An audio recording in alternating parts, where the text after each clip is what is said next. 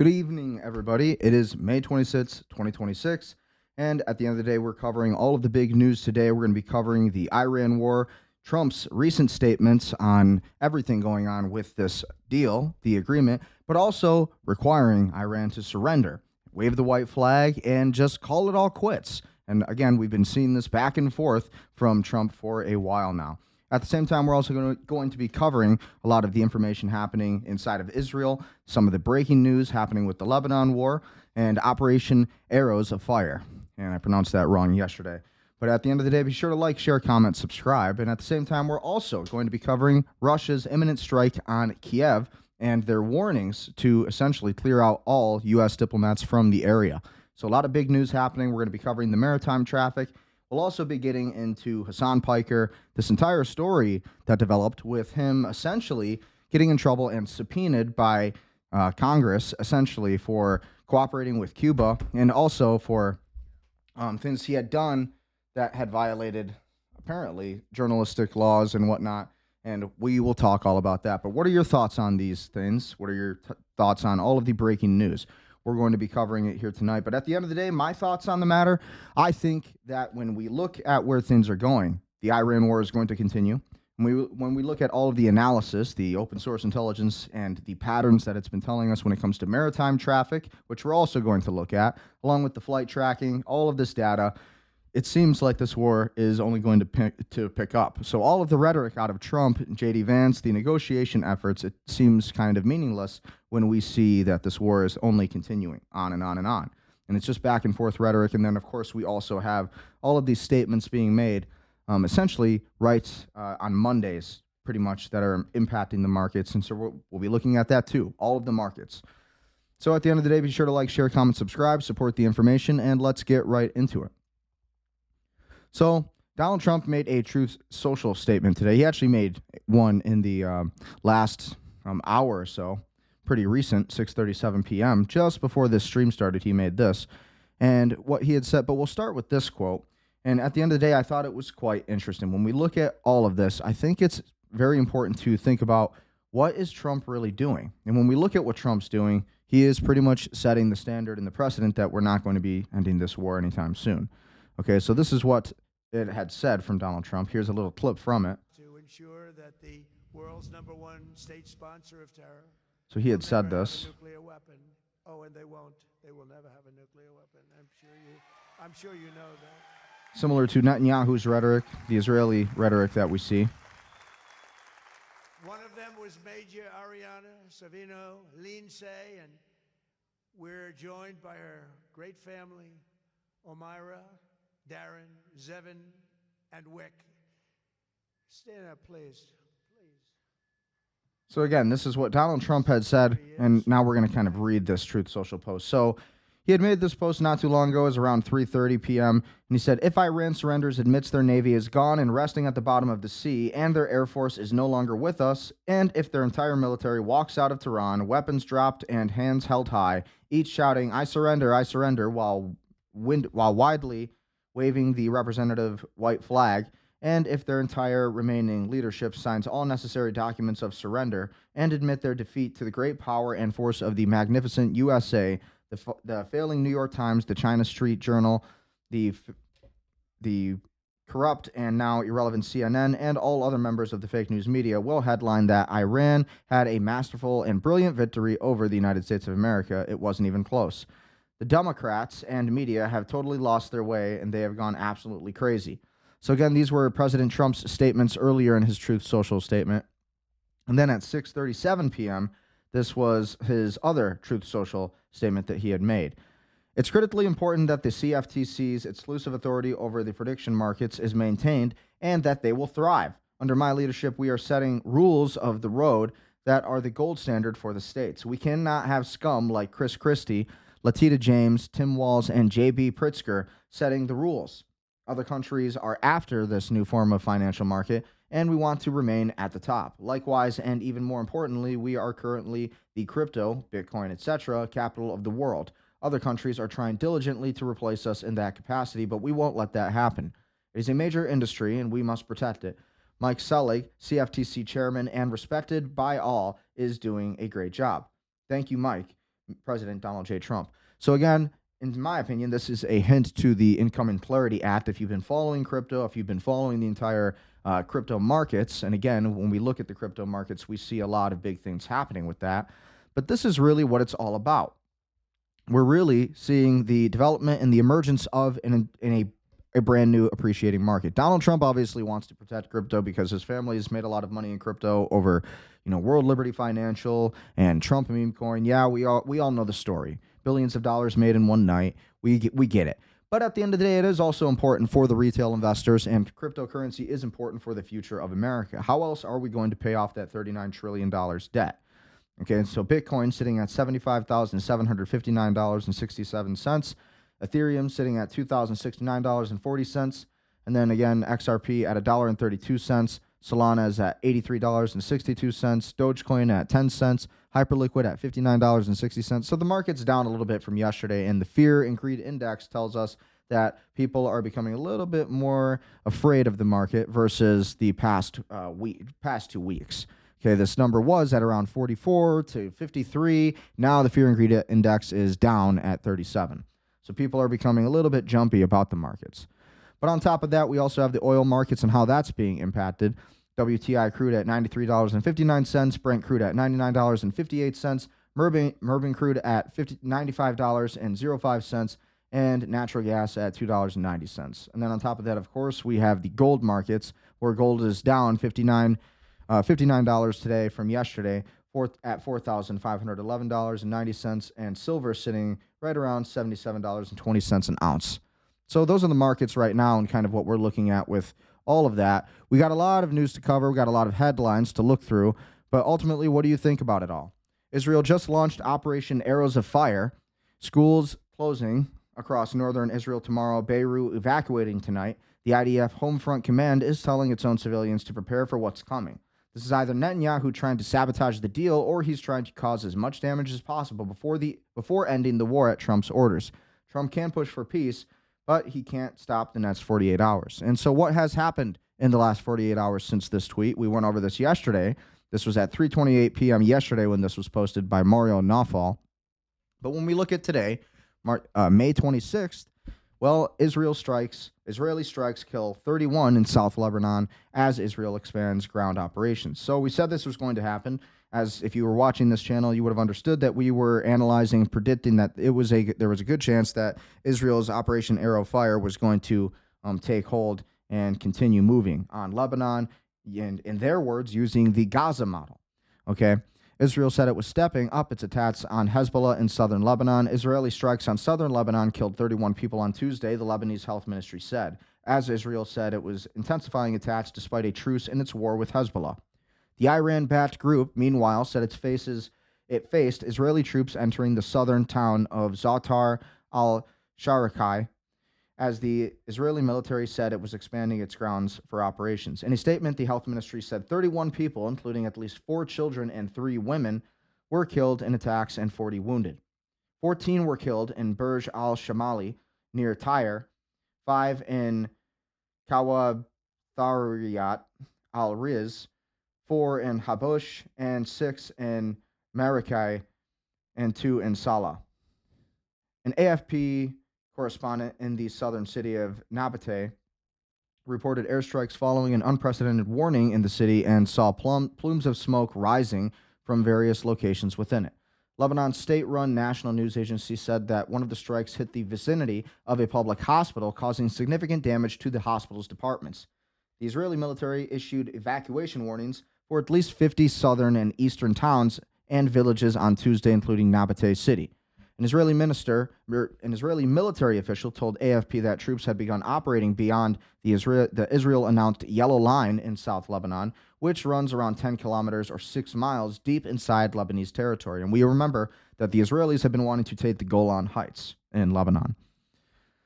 As Israelis' operations moved deeper into South Lebanon, Hezbollah said its fighters confronted Israeli troops trying to advance into a town that overlooks Nabateh City on Tuesday. Hezbollah said in a statement that its fighters repelled an Israeli force early Tuesday, that he had moved toward the Zatar al-Sharakai after airstrikes and heavy artillery fire.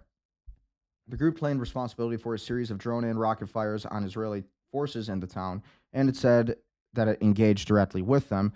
In eastern Lebanon, the health ministry said yesterday Israeli enemy strike on the town of Mashgara in West Bekaa resulted in preliminary toll of 11 martyrs, including 2 girls and a woman, and 15 wounded, including a child. Rescuers were still clearing the rubble in eastern town, the ministry added. The Israeli military, in a statement, said it launched several strikes in the area of Mashgara on Hezbollah infrastructure sites where terrorist activity was identified. Lebanon's state-run national news agency, the NNA, also reported several Israeli strikes across the south and the east. A strike on Srifa in the south killed a rescuer and wounded 2 others from the Risala Scouts Association linked to the Hezbollah-allied Amal movement, according to the health ministry, raising the rescuer death toll in a war to 121 drone attacks. Several strikes also hit near Lebanon's largest dam in the Litani River's Kararon Lake in the east. The Litani River Authority issued a statement warning that any or direct targeting of Karon Dam or its facilities could lead to catastrophic risks for residents, infrastructure, and vital installations in the areas downstream. It called on authorities to make the necessary contacts and take the necessary actions at the international and diplomatic levels to protect the Karon Dam from any attacks. Lebanon's civil defense said one of its rescuers succumbed to the wounds after a double-tap strike on the town of Karon near the dam, as he was tending to a man hit by a previous attack. The Israeli military said on Tuesday it had bombed more than 100 Hezbollah targets across Lebanon overnight. The Iran-backed movement also claimed drone attacks on an Israeli army barracks in northern Israel on Tuesday. The Israeli army said Tuesday it intercepted several explosive drones launched by the Hezbollah terrorist organization toward Israel territory. Netanyahu on Tuesday said this country was intensifying operations in Lebanon. The Israeli army is operating with substantial forces on the ground and securing strategically dominant positions. We are reinforcing the security buffer zone in order to protect the communities of northern Israel, he added. UN Secretary General spokesman Farhan Haq said on Tuesday that on Monday, UN peacekeepers in Lebanon detected 91 airspace violations, the highest number since the cessation of hostilities came into effect. Also yesterday, UNIFIL reported 399 firing incidents attributed to the Israeli army and 11 trajectories of projectiles attributed to Hezbollah. Israel had reportedly bombed Lebanon despite a truce in its war with Hezbollah, saying it is targeting the group, while the latter claimed several attacks on Israeli positions in southern Lebanon and northern Israel. Lebanese authorities say more than 3,100 people have been killed by the Israeli strikes since March 2nd, when Hezbollah drew Lebanon into the Middle East war by attacking Israel in support of its backer, Iran.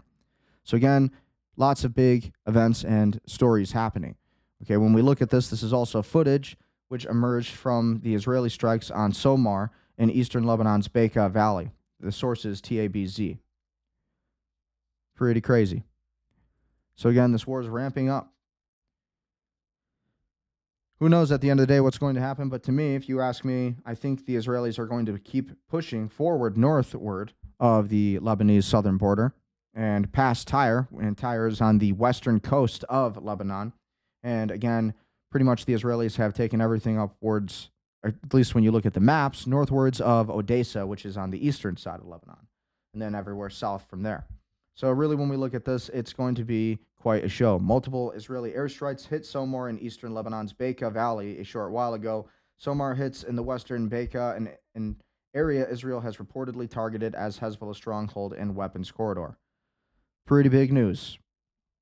This war is only ramping up faster and faster.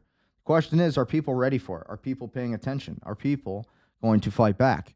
IDF to invade deeper into Lebanon, begin operating beyond Yellow Line to deter Hezbollah drones. All of this occurs as the world expects the Trump administration to soon reach a ceasefire with Iran, which will likely impose a fuller ceasefire on the IDF versus Hezbollah. So the question is Trump really going to do that? It doesn't sound like it according to his Truth Social statements. And those posts tell us that this war is likely going to only continue on. In response to ongoing Hezbollah drone attacks that have harmed an increasing number of IDF soldiers, Israel confirmed on Tuesday that the military has infiltrated deeper into Lebanon beyond the April 17th ceasefire Yellow Line. The IDF did not specify how far it would push into Lebanon, though it appears any invasions would be temporary and that the military is not seeking to hold any additional territory. However, when the IDF entered southern Lebanon, its initial goal was to take only a few kilometers. The IDF pushed deeper toward the Litani River when its initial invasion failed to stop Hezbollah from striking Israel's northern border towns. So again, when we're looking at this entire war, it doesn't look like it's wrapping up anytime soon. Netanyahu is not going to let this war end. Trump claims that he controls Netanyahu. Anything he says, well, Netanyahu will listen. Well, that's what Trump says. But is that really true? Because when we have Ben-Gvir, who is a representative for the state of Israel right now, he's saying that they will never allow this war to end until they are ready. So again, this comes from CBS News. Iran accuses the United States of grave violation of ceasefire as Trump seeks good deal or no deal. What to know about the Iran war today? Iran accused the U.S. today of having grave violation of the two countries' fragile ceasefire after the U.S. military said self-defense strikes overnight targeted Iranian forces, but with restraint. Secretary of State Marco Rubio said an agreement with Iran was still possible, adding that President Trump wanted to either make a good deal or no deal at all. Rescue workers pulled a dozen bodies from the rubble after an Israeli airstrike in eastern Lebanon, state media said Tuesday, after Prime Minister Benjamin Netanyahu said he had authorized more intense strikes against Iranian-backed Hezbollah. Pretty big. So again, as we continue looking into the headlines here, Iran war live, Israel pushes deeper into Lebanon, Iran peace deals strained. Iran's Islamic Revolutionary Guard Corps says it downed a U.S. Reaper drone that entered into the airspace as tensions continue to rise during the peace negotiations. And again, as we already covered, Israeli forces have killed at least 31 people in attacks across Lebanon after Prime Minister Benjamin Netanyahu ordered an enhanced offensive against Hezbollah. So when we look at the maritime traffic and we start looking at the maps here, again, kind of comparing what we've been seeing in the past few days with the maritime traffic and everything happening with all of that, we have to take into consideration where we are actually out in the Strait of Hormuz and what's really different. Okay, so when we look at the Strait of Hormuz, it appears that we have still not a lot of flow through the Strait of Hormuz. It looks like we still have anchored tankers sitting in the Strait of Hormuz here, right next to Qasem Island. And again, we have a crude oil tanker. Typically, that's what you're going to find with these red dots, anything you see on the maritime maps here. But again, you have all of these pretty much sitting here. You got blockades set up, and there's a lot of different fights happening in the Strait of Hormuz. Okay, all we can see is the dots, but you have to pay attention to the clustering. Okay, where are these dots clustering? So actually, we are seeing a little bit less of clustering. I mean, they're still clustered, but at the same time, these, usually near Fujairah is where you'll see this clustering happen. And it looks like there's even more clustering in these small little areas, also near Shinas. So when you look at these areas, a lot of anchored crude oil tankers, a lot of container ships that are all sitting here in the same area, kind of not moving to that Strait of Hormuz. There's no flow through of traffic. So that tells us that there's still very limited movement through the Strait of Hormuz over the Persian Gulf. And ultimately, you have to pay attention to those patterns. Okay, in Qatar, we have a little bit less clustering in this area and a lot more ships over here in the Persian Gulf. Okay, as we kind of zoom in and we look at what's happening there, more traffic, perhaps more trade, but at the end of the day, there are still fights happening in the Strait of Hormuz. We also recognize far more action happening around Karg Island. We remember that Donald Trump wanted to take Karg Island, and really he wanted to secure this because of really the power plants and the central hub of energy that Iran depends on. A lot of exports and imports coming from Karg Island, from and to Karg Island. So when we look at this, you can kind of see some of the layout, a lot of energy resources here. And at the end of the day, we got a lot of crude oil tankers that are always going to be sitting around here. Okay, so if the United States Special Forces were to secure this, then they'd have a little bit of a leg up on a lot of this. Okay, we see a lot of activity happening on the maps near Karko National Nature Monument. And again, when you look at the entire Persian Gulf, which is where a lot of our U.S. crafts are, you're not going to see them pretty much labeled here on the map because we like to use other nations for proxy ships. But again, just as examples, you see all these different crude oil tankers all clustered in this area, anchored down. So there's not a lot of movement happening because there's a ton of action going on in the Strait of Hormuz. The Suez Canal over here, we see a lot of activity. We do see a lot of flow through and trade happening here in the Strait of Hormuz. And again, same kind of patterns, more trade routes. Again, there is more trade happening, But insurers are still not feeling very good about where this thing could actually end up going. Okay, people are staying in one straight line, which tells us that, again, in this area, we're still dealing with the problem of the IRGC laying down mines. And really, the Bab el Mandeb Strait is pretty much that choke point that you need to pay attention to at this current time, at least on the western coast of Saudi Arabia. And this is where you're going to see a lot of crude oil tankers heading through and shipping containers heading through. Okay, and then, of course, we always like to look at the southern tip of Africa here, right near the Cape of Good Hope. When you see that traffic still congested here and going around the continent of Africa, then that means that, again, there is still congestion in this area. Okay, when we look near Cyprus, which is another central hub for the EU and the United States with trade, a lot of traffic in and around this area.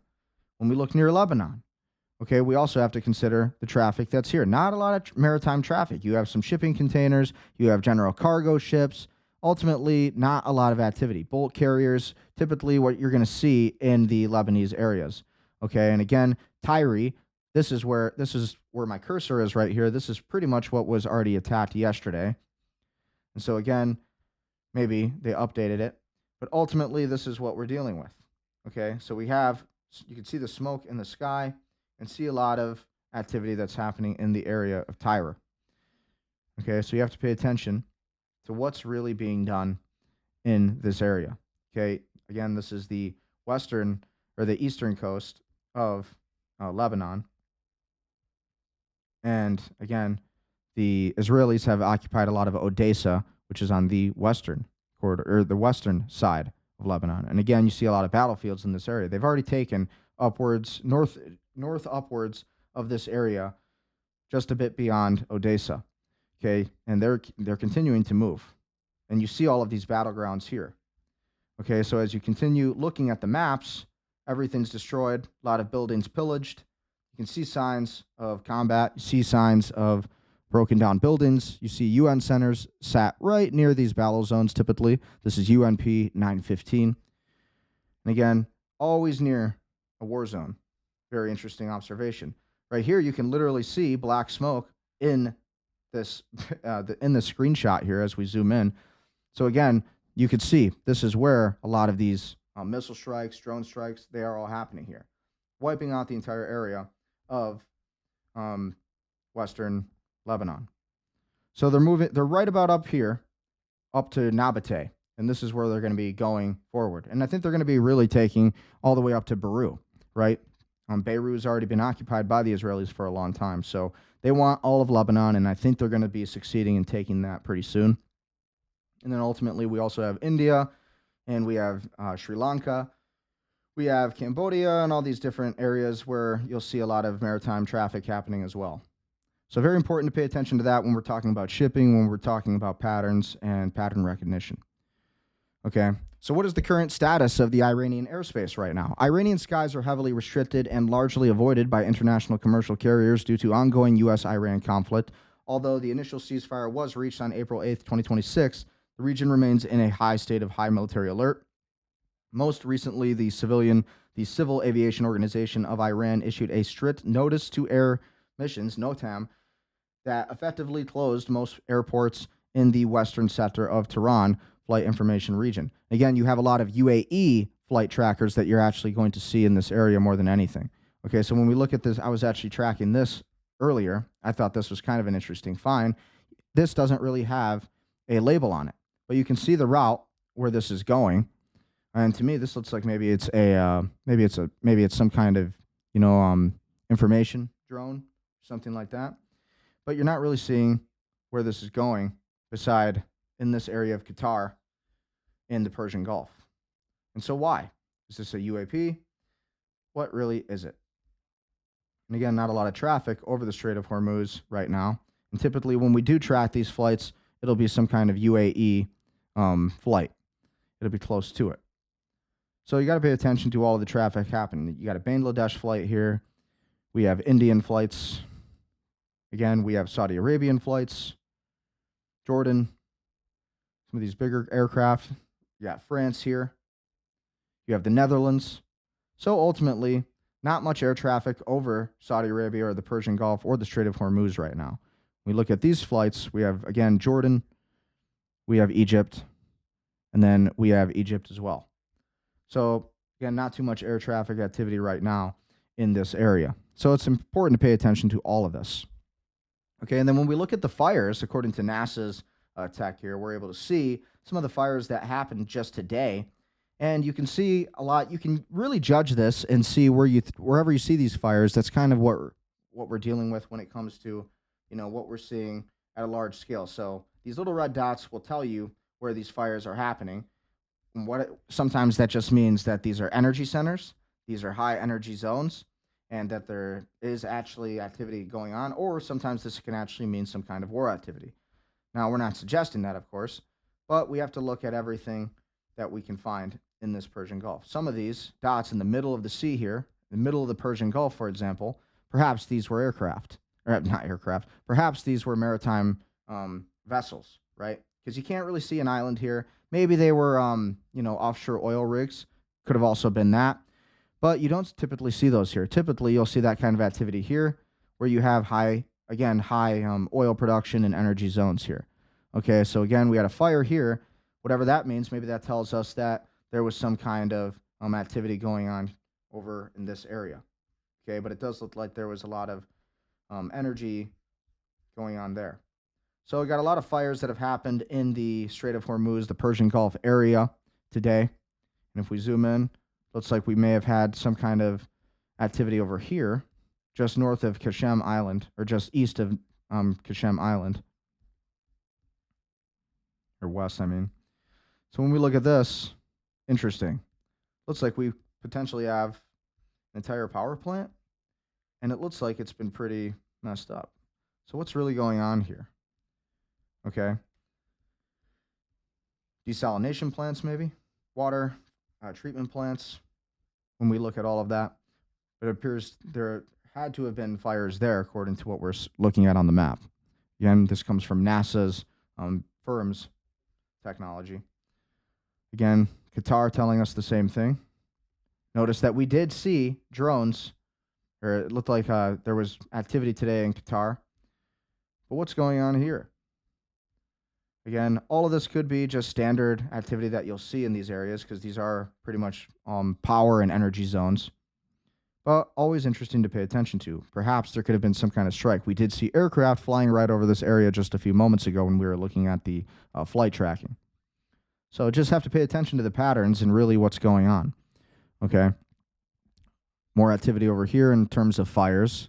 Looks like we had some burn signals over here. No island, though. No island here. What does that mean? Well, maybe these were vessels. Maybe this is where a lot of this activity happened. Okay, so you got to pay attention to all these different zones. All these different little red dots will tell you that you're looking at essentially VERS, SNPP, or NOAA. You'll see a lot of that activity. No vessels, no islands. So what is that? Or no island? Maybe that's a vessel. Ultimately, very important to pay attention to. Lots of activity happening in the Strait of Hormuz. Okay. Not too much activity in the Red Sea, but we still have right on the shores of the Red Sea. Again, more fires here.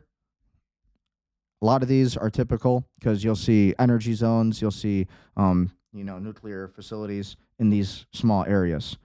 But you still have to pay attention. What is actually here? Sometimes you can make it out, sometimes you can't. But I try to zoom in, I try to actually look at what we can find when we see this, right? So, doesn't really say. Interesting, though. And when we zoom in here, what does that mean? So maybe these were some kind of facilities holding some kind of rockets or missiles. Maybe, possibly. Something to pay attention to. We will be tracking this more often. And then lastly, when we look into the Suez Canal, we had another fire that appeared to happen in this area. So again, we don't know if these are explosions. We don't know if these are necessarily fires or whatnot. But we do have to take a look and be able to, identify what might have been the cause. So again, we have a lot of activity happening in the Strait of Hormuz, a lot of burns that were reported here in these areas. And these all seem to be some kind of energy facilities, maybe water desalination plants. We don't really know, okay? Ultimately, important observations. Again, standard activity. Looks like there could have been some activity here. Looks like we got some smoke, perhaps. Interesting. So maybe there was some activity there, military activity perhaps. What is being attacked, or is this just regular activity? To me, it looks like some of these could have been zones where there could have actually been like real fires, or there could have been actual strikes. Okay. And then lastly, we have to look at Lebanon. So when we look into Israel, we see different areas on fire over here. So again, all different kind of facilities, power plants. We had farms, so these looked like maybe regular standard forest fires. Whether they were set or whether they were just accidental, you can't really tell. Again, shows that we had a fire upwards here. And again, now we're kind of getting into Lebanon as we look here. So interestingly enough, we did just have, so when we look at the 24 hours map, we should see some activity over at Tyre, or the past 7 days maybe. They don't really show you too much. But NASA is showing us that we have, again, a lot of this activity telling us that they're potentially just forest fires. Maybe they were on purposefully set, maybe not. But still important to pay attention to these patterns. Were these different zones that were attacked, or were these different zones that were just, again, typical standard activity? We know that a lot of UN centers around these areas on the southern border of Lebanon. You'll find a ton of different UN centers, about 10 to 20 of them, and you'll be able to spot them as you go across this border. Again, what is really being targeted? Got to pay attention to these observations and these developments. So as we go on, we'll go on to our next story. Leave Kiev. Why Russia's latest Ukraine threat is a major escalation. Russia and Ukraine have been at war since February 2022 and have not yet agreed on a peace deal. Russia has urged foreigners to leave in Ukraine, capital Kiev, and warned for more strikes on the city, suggesting a major escalation in its more than 4-year-long war on Ukraine. In a statement issued on Monday, Russia's Ministry of Foreign Affairs said it planned to target a decision-making center and command posts and drone manufacturing facilities in the Ukrainian city in a series of strikes. Russia labels Ukraine attack in occupied Luhansk monstrous crime. Why is Trump deploying 5,000 troops to Poland? Zelensky says time is right for Ukraine to start processing of joining the EU.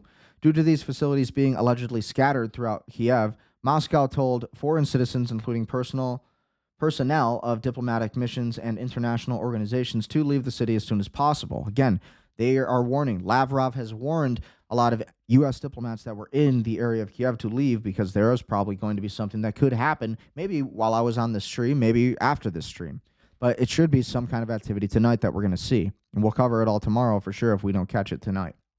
The ministry's statement also urged Kiev residents to avoid all military and administrative infrastructure facilities in the capital, which could be potential targets. A later statement said that Russian Foreign Ministry Sergei Lavrov had advised U.S. Secretary of State Marco Rubio of the plan and urged him to evacuate his embassy staff from Kiev. Moscow said these planned strikes were in response to a drone strike on a student dormitory in Sorbelisk in the Russian-occupied Luhansk region of Ukraine, which killed at least 18 people. The threats come just days after Russian drones and rocket strikes on Kiev on Saturday night killed at least 4 people and injured about 100 others. What is behind Russia's latest threats, and how significant are the threats to foreigners in Kiev? So if you guys pay attention to Scott Ritter is an analyst. He was a former Marine and UN weapons inspector, and Scott Ritter was one of the people who said that Ukraine needs to essentially concede to this war, or there is going to be a strike in Kiev, and essentially there's a chance that the Russians may just attack empty buildings as a message to the EU that essentially they cannot win. And I kind of agree with Scott Ritter's statements. I believe the Russians pretty much have a stronghold over this entire war. Again, the United States is using Ukraine as a proxy to win this war. They are using Ukraine as a proxy to fight the Russians, but the Russians are completely dominating at this current time this war against Ukraine. Ukraine has a strong FPV drone system, but at the end of the day, Russia has been pretty much thwarting all of their efforts. And again, Vladimir Zelensky has kind of been, he's failing essentially to control the narrative that Ukraine has any power anymore. And again, especially when you see that Vladimir Zelensky's Ukraine right now is dragging men into white vans, that's not a sign of victory in war. Okay, so ultimately the Ukrainians are losing this war, and if Vladimir Zelensky cared about his people, he ought to end this war, in my opinion. Just according to my analysis, it appears that the Russians have a pretty good stronghold over the Ukrainians, and really the United States, if you think of it that way, because the United States has been funding a lot of this war, this Ukrainian war. We have Lindsey Graham, who's been a war hawk, promoting this entire war. So it's something to think about. But ultimately, we'll see what happens. We hope that the war ends, and we don't want anybody to die, right? So again, back on U.S. soil, chemical implosion kills multiple people at Longview Paper Mill. Officials, including Longview Police Chief Robert Huta, talk outside the Nippon Dynawave Packaging Company on Tuesday, May 26th in Longview after a reported implosion of the pulp and pepper mill. Multiple people were reported killed while others suffered chemical burns and other injuries in Longview after a major chemical implosion was reported at a pulp and paper mill Tuesday morning, authorities say. The rupture of a tank containing white liquor was reported around 7:20 a.m. at the Napoleon Dynawave packaging facility in Longview, according to the city's fire department. The incident involved a vat of chemical treatment product. Residents are being asked to stay away from the industrial way and avoid the surrounding areas while emergency crews go to work, the fire department said. The department said there was no immediate threat to the public. 10 people were injured. Cowalt's 2 Fire and Rescue Chief Scott Goldstein, and at a Tuesday afternoon news conference. 9 were employees of the paper mill, and 1 was a firefighter. It is impactful for the Southwest Washington community, Goldstein said, acknowledging that there are first responders who have friends who work on the site. Officials have not yet reported how many people were killed. The scene remains in recovery phase as the emergency responders continue operations. The number of missing people is also unknown. So again, big story. Chemical implosion killed multiple people today in Longview Paper Mill. So that's pretty crazy. Okay. So I also wanted to cover the European migration crisis and news laws. Just a little summary on that. The EU Pact on Migration and Asylum, designed to standardize procedures across the continent. This pact mandates faster screening in external borders and swifter returns of those without the right to stay. It also requires member states to share responsibility for asylum seekers, either by taking them in or by providing financial contributions. Return hubs and third country processing. A major focus of recent policy is the legal framework for processing asylum claims outside the EU bloc.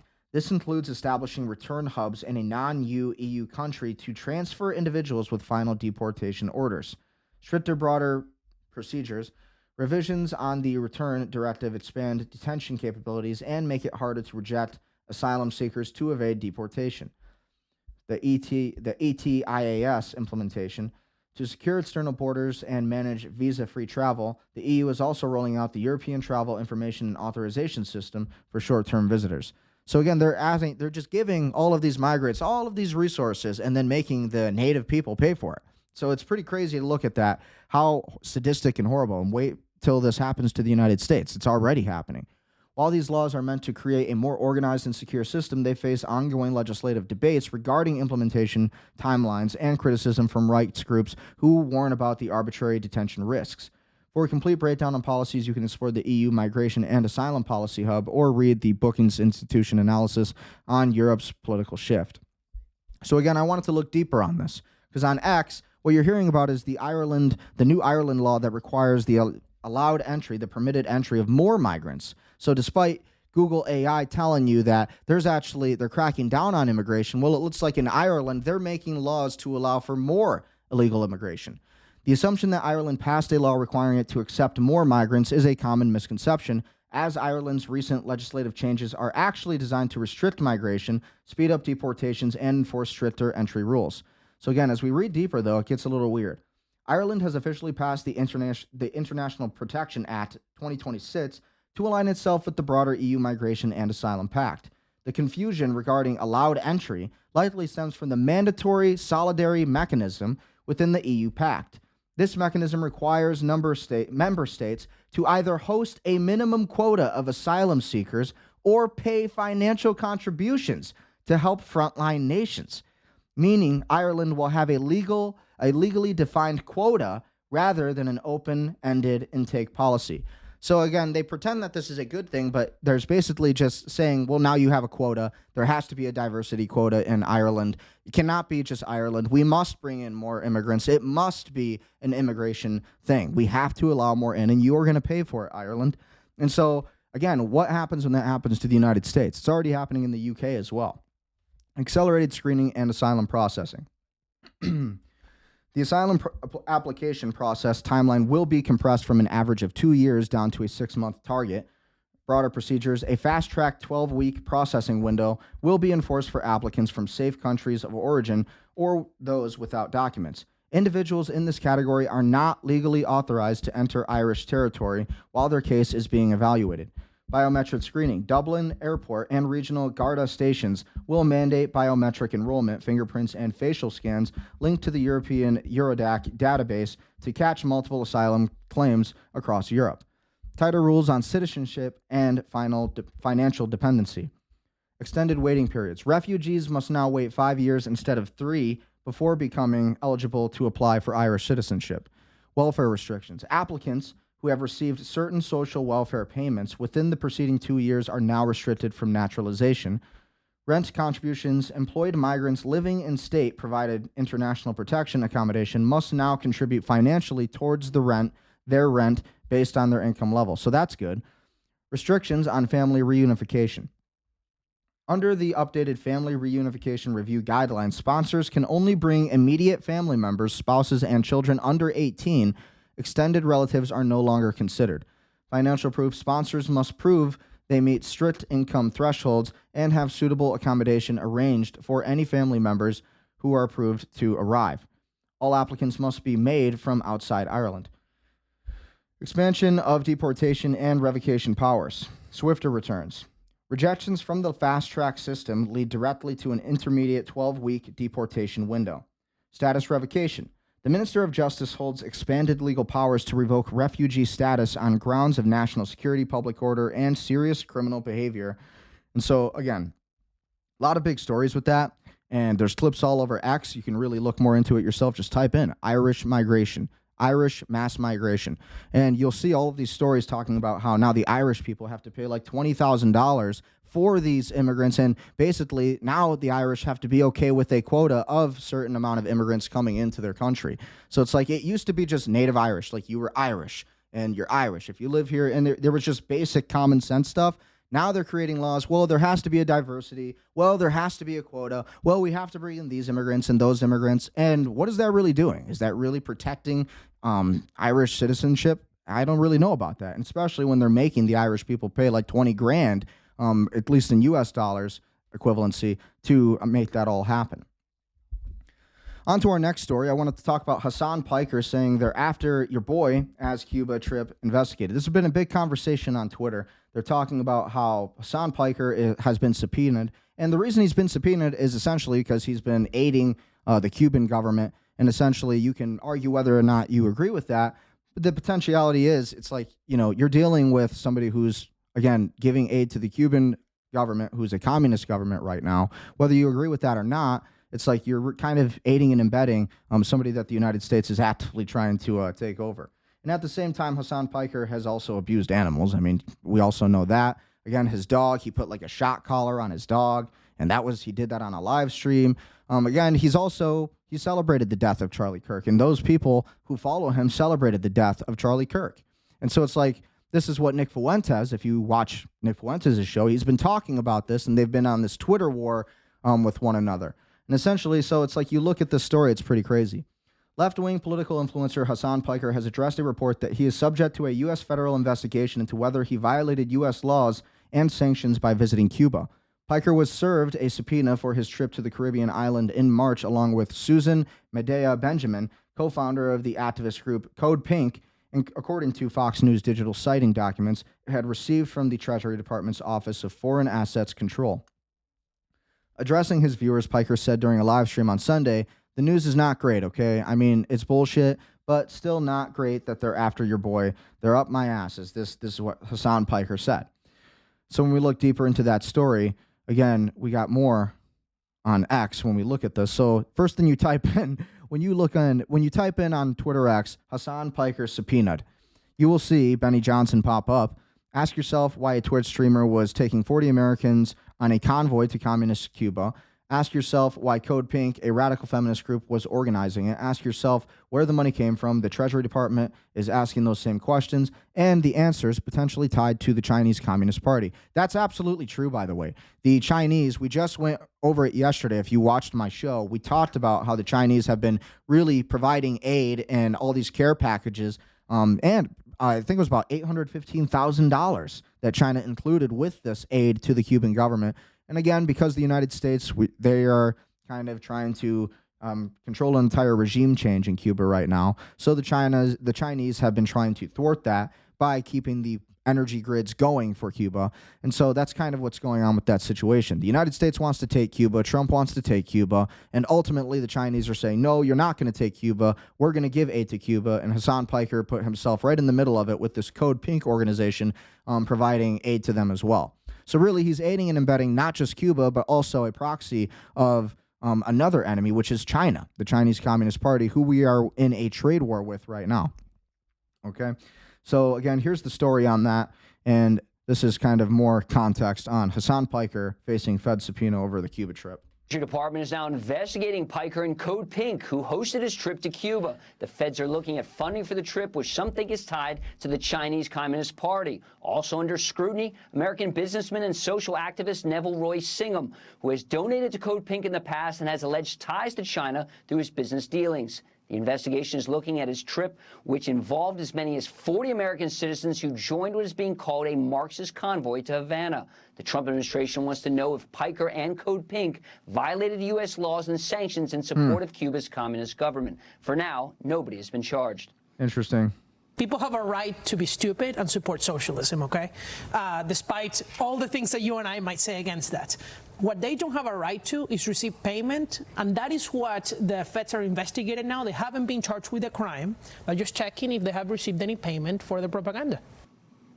Piker says he has not yet received a subpoena from the U.S. government yet. The Department is now investigating. So again, Piker that's kind of the story on Hassan Piker and everything that happened with that. There's been a ton of drama circulating around it. Here's more of what he really got in trouble for. This is from Kangmin Lee on Twitter X. After years of dodging any consequences for his criminal behavior, Hassan Piker thought he could casually and openly admit that the Cuban government reached out to him and invited him on a propaganda tour. Now he's finding out maybe he shouldn't have done this. Government reached out to you. So again, let's look at this again. Yeah. Go to Cuba. Would you be down? I fucking love Cuba. Oh yeah, you'd be down? Yeah, I filmed a documentary there once. The Cuban government actually hit my contact from the embassy and told him that if the only thing stopping us from coming to Cuba was the consistent internet access, we can make it happen. Yeah, Cuba is sick. Wait, the government reached out to you. So yeah, of course. It's not reached out to me. There's there's a middleman there. Because I had a doctor from Cuba. Cuba does this thing called medical missions, and they've been doing it since I believe the 70s, and it's incredibly successful. They have a massive, very robust medical program because they have to. Because they're under an incredible sanctions regime by the United States of America that the rest of the world thinks is abhorrent, except for America and Israel that keep consistently vetoing it over and over again. But this has created a... Okay, but why would you want to aid the Cuban government? I don't really understand. They are a communist country. Whether or not you agree with the United States and Israel and what they're doing with this entire regime change, it's the Cuban government is a communist country. They are absolutely a socialist government. And at the end of the day, what is wrong with the United States controlling Cuba when it's right off of our Florida border, right off of the Florida Keys, ultimately? Wouldn't that help our situation with immigration if the United States was to control Cuba? And at the end of the day, they can't even defend it. Honestly, a part of the Monroe Doctrine is controlling the Western Hemisphere, and I don't have any problem with the United States doing that. We absolutely should be able to control Cuba and Venezuela, same thing. These were... Yeah, what's the problem with that? And so, again, when you have Hassan Piker communicating with the Cuban government, who is a socialist communist government, and then you have who is also cooperating with China, who is also an enemy of the United States. So he's kind of working with two different enemies here, not just the Cuban government. So it's something to think about. Okay, and so this was the big statement where he told everybody that he was being subpoenaed. But is not great. Okay? I mean, it's bullshit, but I don't think so. Still not great. I don't think it's BS. That, you know, they're after your boy. They're up my ass. Well, and I'll obviously get into dude. it right now. I'll tell you all about it, but let me blast off real quick. Why is he dressing like Nick Fuentes, too, in all of his episodes? He keeps trying to copy Nick Fuentes. He's got the suit. He's got the tie. It's not even like his own kind of suit. It's like always the same kind of look. It's always the same kind of, just weird. Kind of weird. Interesting. We will free you, brother. Yeah, free me. Free me. No, we won't. Free me. You're going to prison. I can't believe I'm saying that, but you're going to prison. But I'm you know, I'm about to be seemingly made an example of. Yeah. It's not great. Well, okay? you don't. I mean, it's bullshit. You really shouldn't communicate with a communist socialist government who is also working with our enemy, China, who is, again, trying to thwart all of our efforts as an economy at the same time. Okay, so again... Would you be down? This was more what Nick Fuentes had to say about it. Huge Treasury Department investigation into Hassan Piker. And we are back. We are white-pilled again. The Trump administration heard me. It works. I have been saying for months, I have been putting this out there. I said 2 months ago, Donald Trump, if you can hear me, please imprison Hassan Piker. I've been saying it for months. I've been saying it for years. Why do we even have a Trump administration if Hassan Piker is not in a cage? Why do we even have a Republican president if Hassan Piker is free? And again, Hassan Piker is a huge radical leftist. He's completely, again, this is the same guy who was cheering after Charlie Kirk was dead. And basically, he's always been like this. He's always been extremely far left, always aiding the enemies of the United States, and always constantly anti-America. I mean, I don't really understand how, in any degree, he was seen as any kind of patriot at all, in my opinion. I think he should be questioned and subpoenaed personally. That's just my opinion on the matter. So I put out the call. I put this out there. I took it and I put it out there. I said, Mr. President, if you can hear me, put Hassan Piker in prison today. Put Hassan Piker in jail now and never release him. What else is even the point? Why else do we even do this? Why is he allowed to be free? Arrest him immediately. I put this out there 2 months ago, and finally the call has been answered. He's listening. He still cares. Here's how we could still win. I'm joking about that. Still hate Trump. We still don't like Trump. Trump is still the enemy. Don't get me wrong. I don't want to create any confusion. I'm joking. We still are anti-Trump. We are still Only because he hasn't kept any of his promises either, in my opinion. I mean, like, you have to be very careful about saying what Nick's saying or what Hassan Piker is saying. I try to stay neutral on the matter when it comes to politics. When it comes to Trump, we have to analyze these stories, these people. But I still thought, nonetheless, that this was an interesting clip from Nick Fuentes and his kind of response on it.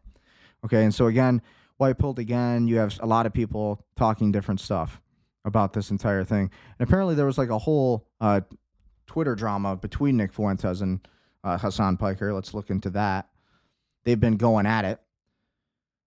So again, and Sneeko too. Apparently Fuentes has been going after Sneeko, really because Sneeko kind of went after him first. He's kind of been dogging him. Like, again, this was one of the clips, apparently.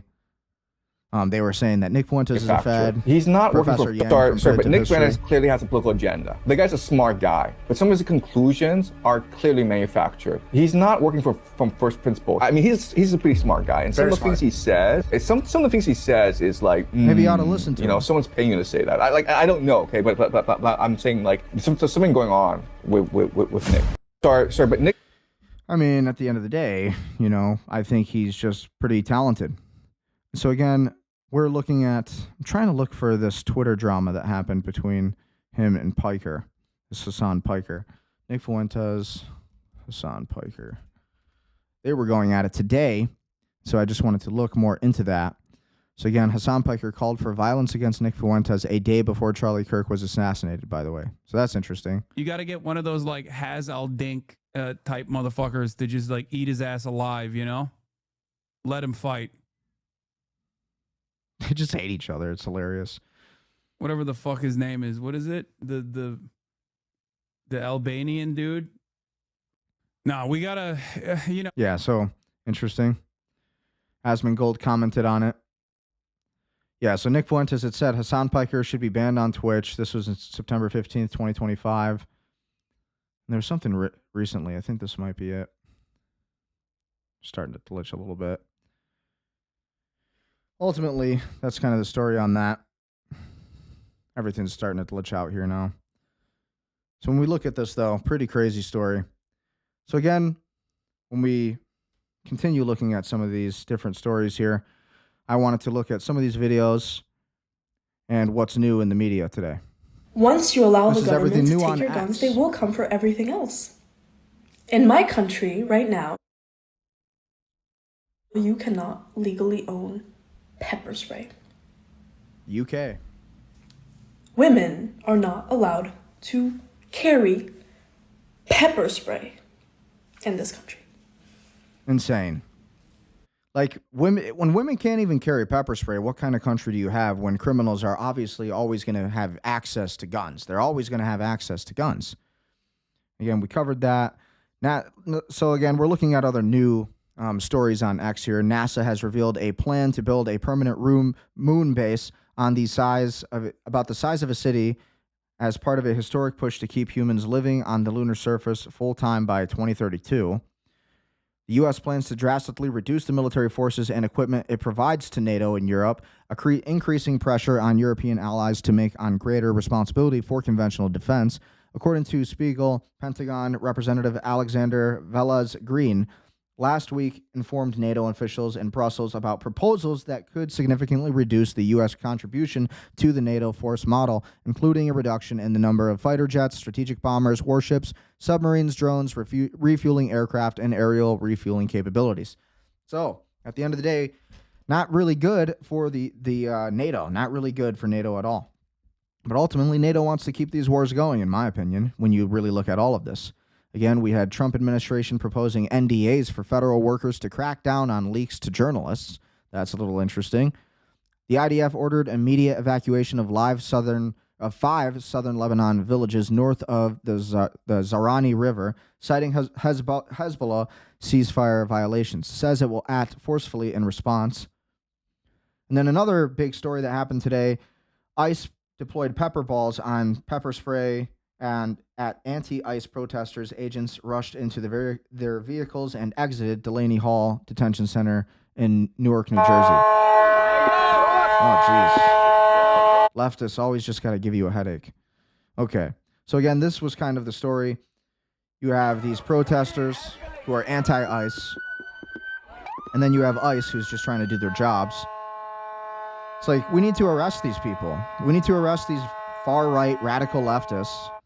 We need to arrest these people indefinitely, and they should be jailed, right? These people are completely violent.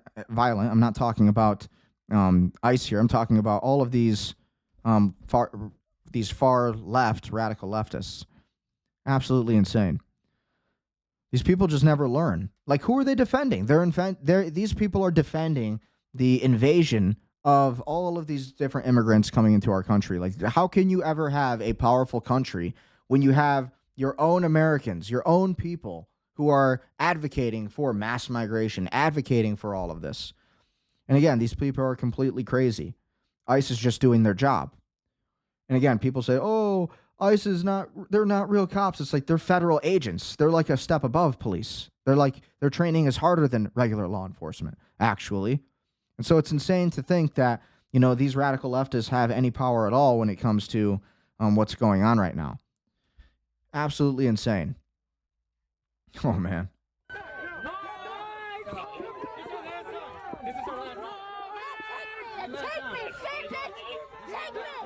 Look at the way these people act. And these cops are like, what the hell's the matter with you?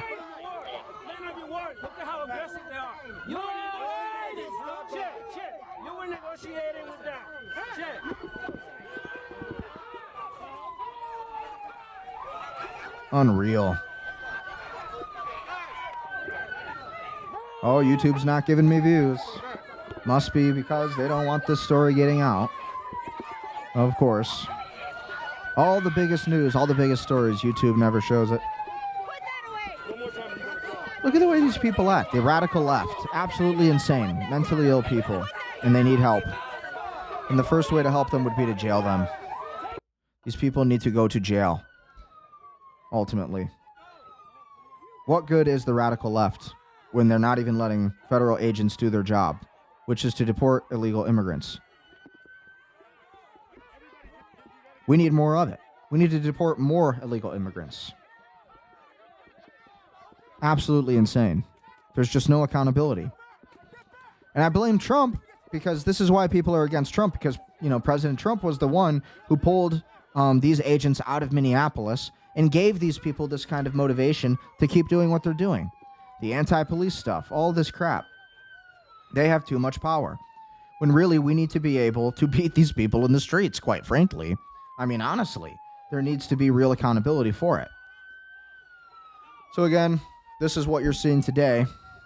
Big, big events happening as we look at the detention center in Newark, New Jersey. Yikes. Turkish police used water cannons against protesters at a mass opposition demonstration in Izmir. So maybe we ought to treat all the radical leftists just like this in America. Maybe there should, I mean, look at the way that's handled. Good, bad, whether you agree or disagree, it works. Why don't we do this to the radical leftists who are anti-ICE, anti-police? Think about it. Like, there's a certain way we ought to be handling these radical, violent protesters who truly just want to disrupt society and they want to stop any kind of progress in your city. They want to destroy vehicles. They want to destroy people.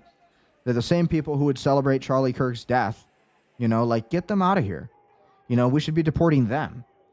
But YouTube won't give me views for saying any of this. So we'll move on to the next story because, again, YouTube doesn't want me talking about this, so I'm not going to get views for talking about this. Netanyahu and Katz spoke yesterday on the emergency hotline, agreed to launch a large-scale operation beyond the Yellow Line in Lebanon. The calculation, according to Israeli Channel 14, any Iran deal is almost certainly to bring a comprehensive ceasefire in Lebanon. So they moved first before the deal closes. The offensive didn't happen despite the negotiations. It happened because of them. Yeah, maybe. Texas Attorney General candidate will treat Sharia law as organized crime, declare war on radical Islam. Mayaz Middleton, we are a Christian nation. And so, again, I like this clip. Let's take a listen to what he has to say. And I'm now taking on one of our most, because we are a Christian nation. We are a Christian state, period, the end.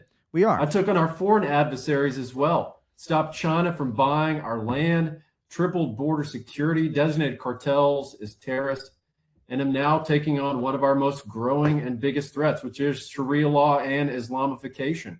You know, Sharia law is organized crime, period, and I will treat it as such. I also changed the law to stop these radical Muslim groups. Okay. So one thing about this is that everybody's saying, well, you know, at the end of the day, the real problem in this country is the Israeli occupation of the United States, which we know is absolutely a fact. That is true. And also at the same time, though, you can't deny that when you go on Twitter, you see these same Muslims who are praying in front of Catholic churches, who are burning down churches. This is happening. Maybe these are Israelis at the end of the day. Maybe that's the truth. Maybe these radical Muslims that we do see and these radical Sharia law Islam Muslims, maybe they really do. Maybe these people are subverted. Maybe they do have Israeli passports. Maybe that's the thing. At the end of the day, though, it's like he's right. This is a Christian country, and we cannot allow these Sharia Muslims and violent Muslims to come into the United States, again, praying in front of our churches, again, killing Christians. Again, you see what's happening in the United Kingdom. We have little girls that are being raped, 500,000, upwards of 500,000, by these Pakistanis, by these immigrants from, all these Arabic countries. That's a real fact. And so at the end of the day, it's not just the Israelis who are occupying the United States. If we don't stop it soon, it's also going to be these radical Islamic terrorists, these Muslims, okay? And not all of them are terrorists. Not everybody's bad. But you see it all on X. You see these people praying at churches, praying, like doing their Muslim chants, 5 a.m. in the morning. Their Muslim call to prayer. Then they're praying in front of your church. And again, so you can't even go to your church. And then at the end of the day, they're calling you racist, trying to drive you out of your own country. It's absolutely insane. Like CARE and Muslim Brotherhood from buying any property in Texas. That is a scorched earth answer. I want to break it into multiple parts, please, because what you said there is fascinating to me, Mays. And again, a very welcome voice on the program. One, treating Sharia law as organized crime. Can you please unpack that? That's fascinating. Yeah, so look, we've got to make sure that everyone understands this is not a religious liberties issue. This is not a First Amendment issue, because if they're faithfully adherent to their ideology, and I call an ideology for a reason, in the Quran, they see us as the infidel that they can commit jihad against. This is an America first issue. This is a Texas first issue. This is a national security issue, because they don't think we deserve the right to exist as Americans. And the Zionists also do not believe this. It is both the Zionists and these radical jihad Muslims. Or as but I like Mays Middleton. He is an America First candidate. He has presidential potential, and he's running for the Texas State Senator. So I'm a big fan of his. Christians. And it's how they're undermining us with this red-green alliance that we have seen. And Benny, I've seen it at the Capitol. 10 Commandments, I mentioned earlier. Guess who lobbied against that? CARE did, right? The radical Muslim terrorist group. That shows you what they're going for. They're trying to destroy this country, and they're trying to destroy this state. They want to take over. Because the left is certain of this. They absolutely do. If they take Texas, they've taken this whole country. They've said it. You can see videos on that saying, we are here to take over. This is our country now. We are going to get payback and revenge for the Crusades. And this is literally what they say all the time. So that's absolutely We cannot fact. elect a Republican president without Texas. They are well aware of that, and they are coming for us, like James Tallarico, for example. That guy is a lunatic. This is a guy that says he's a pastor, and I use air quotes for a reason. Said there's a biblical argument for abortion. He said that God is non-binary transgender. Unacceptable. He said it's un-Christian and un-American to display the 10 Commandments in schools. So you know what my reaction to that was? I bought 10 Commandments posters for all the schools in his district and donated them in his honor. Well, I would love to get to Tallarico. So again, that's just a clip of Mays Middleton. I'm a big fan of his, and you should vote for him for your Texas State Senator if you're watching. CBP is proud to work with our National Guard partners in joint missions to protect America, and this is more about the drone program. The main objective of drone operations is to provide real-time imagery while relaying information to BP while providing situational awareness. I actually detected someone at the bank, came to find out it was a group of 5 people, and 3 of them were carrying bundles of narcotics, and which concluded with them being apprehended and all 3 bundles being seized here recently. And the street value of the bundles were around $60K. We need to be tripling down on manufacturing of drones. Working with Border Patrol has been a great experience due to the knowledge that they've shared with us and also the support they also give us as well. My favorite part about Operation Lone Star is being able to utilize technology. I feel like I'm making a difference because I'm out here serving both my state and my country, using the drones, preventing narcotics and criminals entering the country. While continuing Operation Lone Star, we will eventually get to 100% control of the border. Yeah, as long as our politicians allow it to happen. As long as we don't lose the incentive to actually have closed borders, and as long as we don't continue electing the Ted Cruzes who refuse to close the border. The IRGC is running a checkpoint in the Strait of Hormuz. 25 vessels crossed in the past 24 hours, oil tankers, container ships, commercial carriers, all with permits issued by the IRGC Navy. No permit, no passage. The IRGC called it smart control of the strait, carried out with authority. Any violation, they warned, would be met with crushing blows. The strait is technically open, and Iran is technically in charge of it. This is the sources from the IRGC Navy Public Relations Office, the Iran International. So very, very important. Again, this is Israel's destruction of Lebanon mirrors Gaza. Once again, courtesy of the American taxpayers. This is Ron Paul and what he had to say about it. That's one place we want to talk a little bit about today is Lebanon and the sadness about our participation in that. We say, oh, well, that's a fight between Israel and Lebanon. We don't have anything to do with that. We know that's just not true because we're partners, and the weaponry and all, and the money making scheme, the war profiteering, it involves us. So I'm disturbed by this, and I'm sure you're not elated about it for sure. Over the long weekend, it was the same pattern we always see, where the Trump administration, through leaks, announces that they're close to a deal with Iran. In this case, it was where we have the deal is 95% done. The only thing that remains to be solved is the reopening of the Strait of Hormuz and what to do with nuclear material. That seems like a little more than 5%. But anyway, just when they're announcing this, so what does Israel always do every time being close to a deal is announced? They pummel Lebanon. They take out their frustration on Lebanon, and they're basically turning it into a Gaza. And I have some video later. Now, here's what Lebanon looks like. Well, it's not just an opinion either. The Israeli government and the Knesset literally said they are using the Gaza model. They called Lebanon and what they're doing in Lebanon the Gaza model. So they've already called it that. This isn't the opinion of Ron Paul or politicians in America. This is literally what the Israelis and Netanyahu are saying. They're going to use the Gaza model. After Israel's done with it, sections of it, this looks just like Gaza. Let's just watch for a minute of this. Like, this is not settlement, by the way. This is just pure destruction. Like, in my opinion, when you look at this is not a settlement, okay? This is the difference between the United States of America and our founding as a country versus the Israelis and their founding of their country. Their founding is built on pure destruction, destroying everything in sight and collapsing everything to the ground. And then they don't even build anything on top of it. They just build prisons on top of it. They build the worst stuff. And then in America, when we started our country, we founded our country off of innovation. We built towns, communities. We innovated. We built the light bulb. We built flights. All of these things. Complete and total destruction of everything. And that's Israel's model. It looks just like Gaza. Yep. Yeah. Now this is how they destroy these villages, Dr. Paul. Look at this. Look at that. Unreal. They wire each one of these buildings with explosives, and they just blow up the entire village. These are places where people live. People live in these homes, and they're just getting blown up. Cities are being destroyed. And if we don't do anything about this now, who says that they can't do anything? A third one. Who says that they can't do this to America? They can do this to us whenever they want, just like they did on 9/11, if we don't do anything about it. They're doing this over and over and over. Okay, now let's go to the third one here in Lebanon. Yeah, now here's bombs. This is one of the most ancient cities in the world, by the way, Tyre. And this is just the middle of downtown.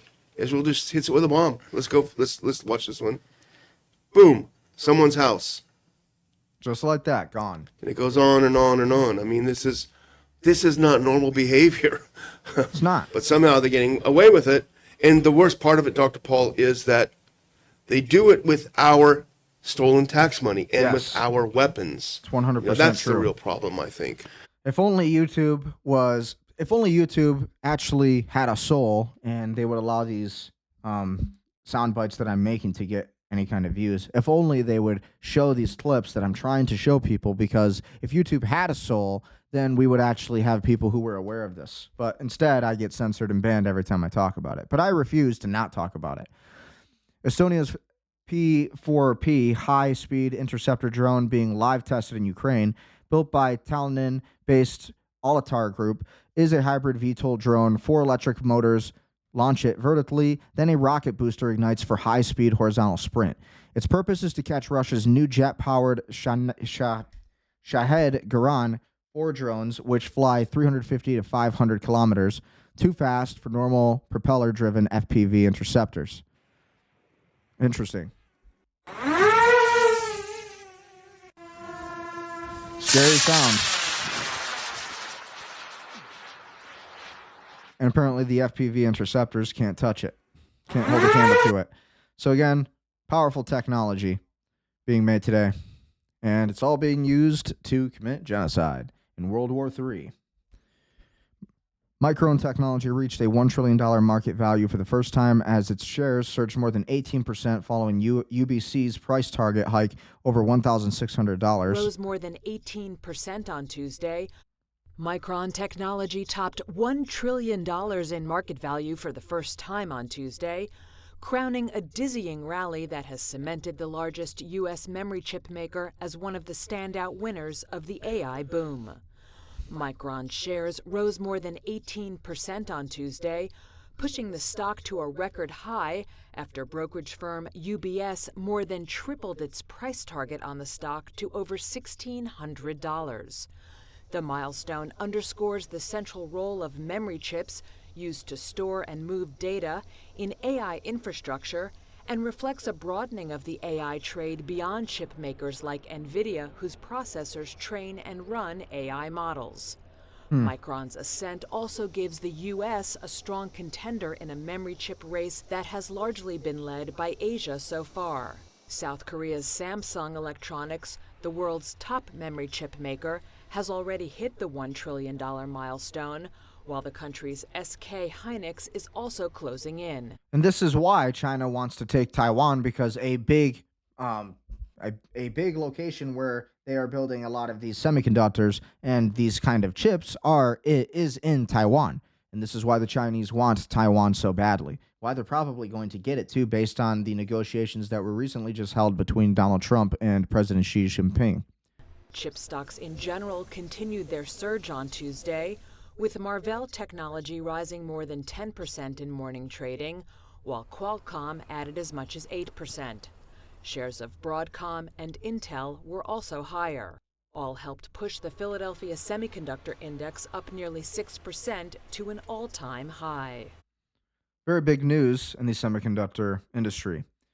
A year after glacier collapse destroyed Platon, Switzerland plans to rebuild the village by 2030. Experts have linked the disaster to climate change. Yeah, right. It's not climate change. That's the problem. The collapse was linked to climate change in the Alps. Thawing permafrost weakens rock once permanently frozen, raising Climate questions. change. Climate change was created by Al Gore. Okay, that entire thing was created to get you to pay more in carbon taxes. Climate change. So ultimately, what really happened is this is basically probably more of a natural event. About how communities like Blatten can be safely revived. Here's Lucas Carbamatin, the owner of the hotel and a former Blatten inhabitant. I compare it a bit to a grieving process, you know? In the grieving process, there's always that first time, isn't there? The destruction, in which much of Blatten was buried, followed days of warnings. Authorities evacuated the village's more than 300 residents. Carbon Martin lost the Hotel Edelweiss, run by his family for 3 generations and where he lived with his wife. After evacuating, he opened the Hotel Momentum with another Blatten hotel owner. This plate is a gift from my brothers and sisters, and it means the past is no longer, the future is not here yet. Life is here and now. Officials say progress towards reconstruction is on track, with plans to rebuild the village by around 2030. Even so, the stability of the mountainside can no longer be taken for granted. But Carbon Martin said he is certain he'll go back to the village. We're not just doing this for ourselves, we're also doing it for future generations. And we're often asked, how many will come back? That's not the crucial point.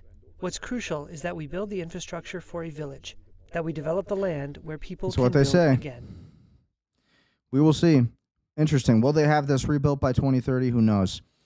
Earlier, we posted about claims from Reuters that the U.S. was using Starlink to help guide its Lucas attack drones in Iran. That was wrong. Elon clarified that the manufacturer of Lucas drones had incorrectly configured them to use the wrong system, Starlink instead of Starshield. Why 2 systems? Because SpaceX is the leading provider of satellite connectivity. Its systems are in demand for national security and military applications. As such, they made separate satellites dedicated to fulfilling these needs called Starshield. It's designed specifically for the U.S. State Department of War, intelligence agencies, and allies. It features additional high-assurance encryption, support for classified payloads, and military-specific capabilities. Starlink is designed for civilian-only usage and is owned and operated by SpaceX. While they also make satellites for Starshield, it is solely to support national security efforts. So this was Elon Musk. A post by Elon Musk made the difference clear in 2023. Starlink needs to be a civilian network, not a participant to combat. Starshield will be owned by the U.S. government and controlled by the DoD Space Force. This is the right order of things. So, I mean, ultimately, Elon's like, no, we don't have any attachment to this war. They're not using Starlink. They're not using Starshield. But it's like Elon just admitted that, yeah, they are. They are using. That's exactly what it just said. So it's interesting, the double speak there. A senior Israeli official now says that the attack on Iran is off the table at this stage. Trump had already confirmed that the strike was planned for last week. The official's reasoning, the FIFA World Cup and America's 250th Independence Day celebrations. Diplomacy didn't save Iran this week. FIFA did. So who knows if that will even happen, though? Because ultimately, again, the Israelis are going to do what they want to do. Because meanwhile, when you look at these stories, Israel just pushed north of its own line in Lebanon. We've covered all of this. Netanyahu and Defense Minister Katz have ordered IDF forces to expand operations beyond the self-declared yellow line in southern Lebanon. Targeted assassinations across the country have also been approved, no exceptions.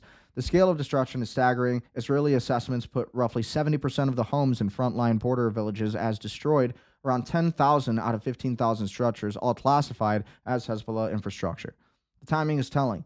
A key driver behind the escalation is Israel's concern that the U.S.-Iran deal could extend to Lebanon and lock Israel out of operating freely beyond that line. In other words, Israel is moving now, before any agreement has the chance to stop it. And the source is from the Israeli Channel 14. And again, this is the doing of the Israelis in Lebanon. So, at the end of the day, are we going to act? Or are the Israelis just going to continue acting for Donald Trump? NASA reveals human moon base plans. We discussed that earlier. Internet returning across Iran. And lost my spot. That's awesome. That's great. Where was I? Internet returning across Iran months after near total blackout. Connectivity at 86%. Mobile networks reconnecting. Regime censorship still active. WhatsApp restricted. Some areas are still dark. So again, very interesting developments there. From Flash Report on X, Italian PM Meloni, if you do not know how to defend yourself, if you ask someone else to guarantee your security, you will pay for it in terms of autonomy, sovereignty, and the ability to defend your national interests. Defense spending is the price of freedom, and I want Italy to be free as a nation. I think she's been doing a great job as a leader. The Italian Prime Minister, Meloni, kind of a badass for a female leader. Not bad. A leader. Again, when we look at all of this, lots of big news. James O'Keefe, Washington Nationals Director of Community Relations, admits on hidden camera to active religious discrimination against starting pitcher Trevor Williams, surveillance of Nationals fans' Google history, and segregated LGBTQ plus corporate meetings to an O'Keefe undercover journalist. One of our pitchers, Trevor Williams, he's a super Christian Catholic. All these tattoos that mean a lot.